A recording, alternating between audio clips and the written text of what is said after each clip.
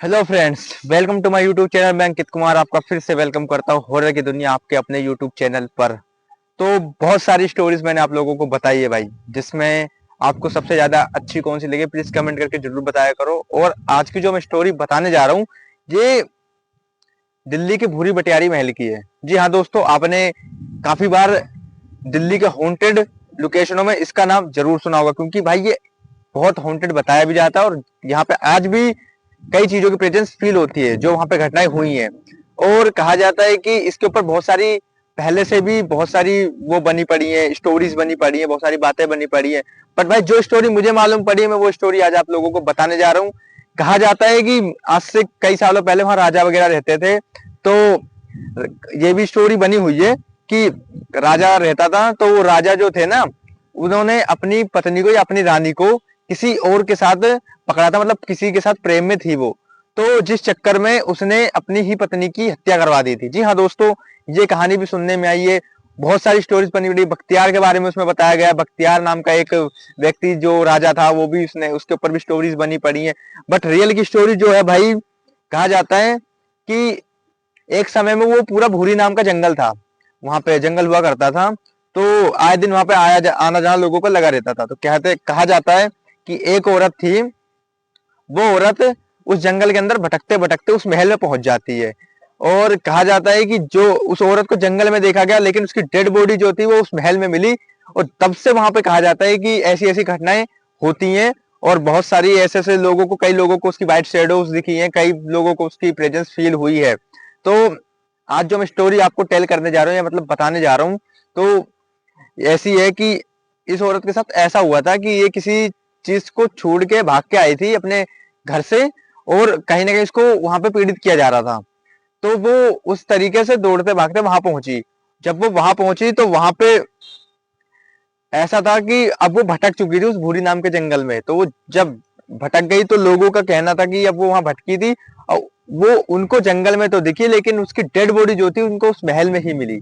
वो हो सकता है उस महल में पहले से ही थी, या हो सकता है उसकी डेड बॉडी वहां पे किसी ने रख दी हो। बहुत सारी रीजंस की वजह से बताया जाता है। बट कहा जाता है कि भाई वहां पे उस जंगल में किसी की जाने की हिम्मत नहीं होती थी तब भी, जब उतनी समय जब वो हॉन्टेड नहीं रहा होगा।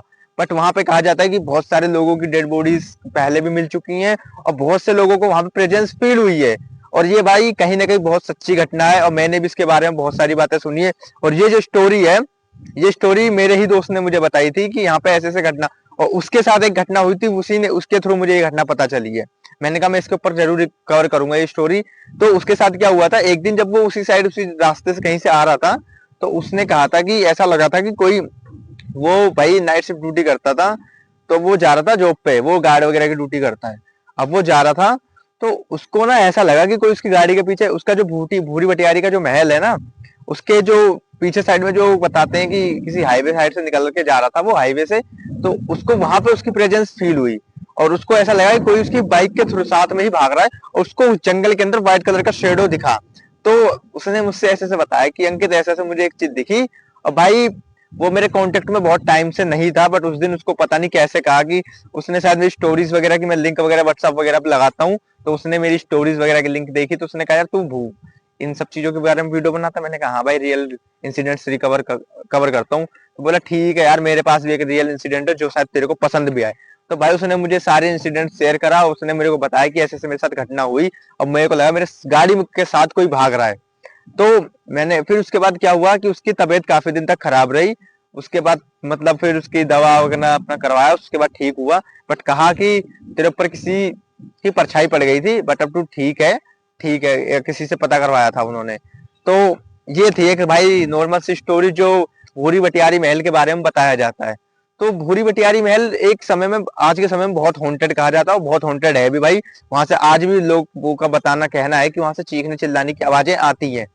और भूरी बटियारी महल में एक चीज और, एक रहस्य ऐसा है कि अगर आप में से कोई, अगर कोई वहां पे जाता भी, घूमने फिरने भी जाता है, तो उसको कुछ ना कुछ फील जरूर होता है कि भाई मुझे ऐसा लगा, मुझे वैसा लगा। मैंने बहुत से लोगों के मुंह से सुना है कि भाई आपको वहां पे कुछ ना कुछ फील जरूर होगा।